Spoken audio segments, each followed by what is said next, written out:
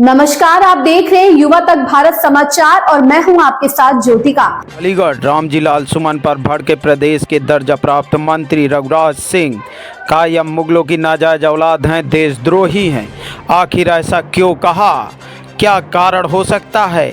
क्यों ऐसा मच गया बवाल? सर ये बताइए, हाल ही में रामजी लाल सुमन जी एक बयान आया है राणा सांगा को लेकर, क्या कहेंगे?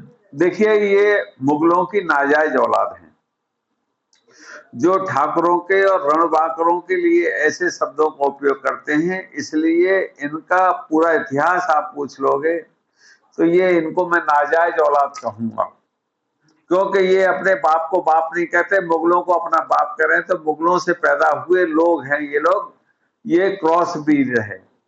बीपी मौर्य जी ने सन 77 में एक यहाँ पर सभा की थी, तो उन्होंने कहा क्रॉस ब्रीड रहेगी तो ठीक रहेगा। तो इसलिए मैं आपके माध्यम से ये कहूंगा कि ये लोग, ठाकुरों ने देश को बचाया, ठाकुरों ने देश के साथ साथ अपनी सीमाओं को बचाया। ये देश 25 बार कटा, लुटा, पिटा, ऐसे बेईमानों के कारण, ऐसे नाजायज औलादों के कारण जो अपने देश का खाते हैं और गाते मुगलों का हैं।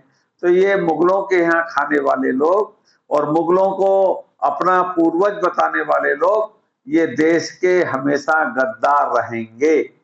ये देश के भारी गद्दार हैं। तब भी मुगलों के टाइम में भी ऐसे गद्दार थे, अंग्रेजों के टाइम भी गद्दार थे और आज भी गद्दार हैं।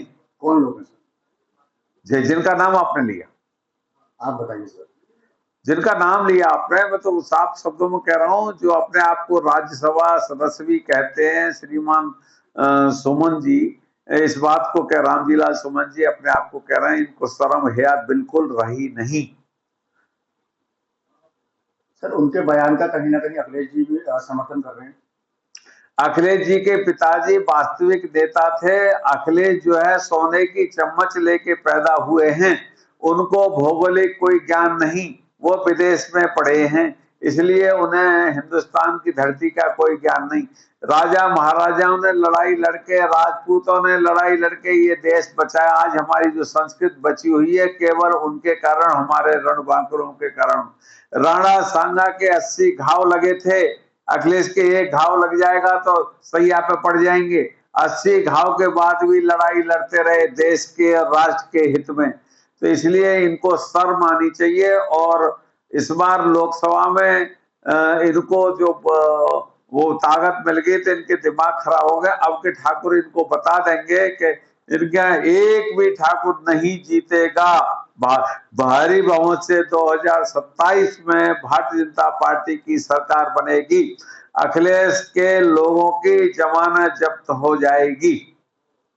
जिस तरीके से सर बयानबाजी होते रहते हैं, हाल ही में जो बयान आया है, इसे किस नजर से देखते हैं? क्या वाकई जिस तरीके से उन्होंने उनको गद्दार कहा, तो क्या गद्दार थे या क्या कहेंगे? ये नपुंसक लोग हैं जो कि ये ऐसी भाषाओं का उपयोग करते रहते हैं।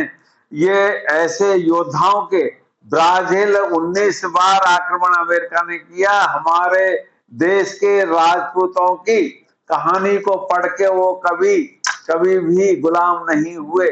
तो हमारे देश की राजपूतों का इतिहास को पढ़ के कई देश ऐसे हैं जो गुलाम नहीं हुए, लेकिन हमारे ही लोगों ने हमको गुलाम करवाया। 600-700 साल मुगलों के, 200 साल अंग्रेजों के। डिवाइड एंड रूल वाली पॉलिसी ये तब भी थे ऐसे नपुंसक, और आज भी हैं।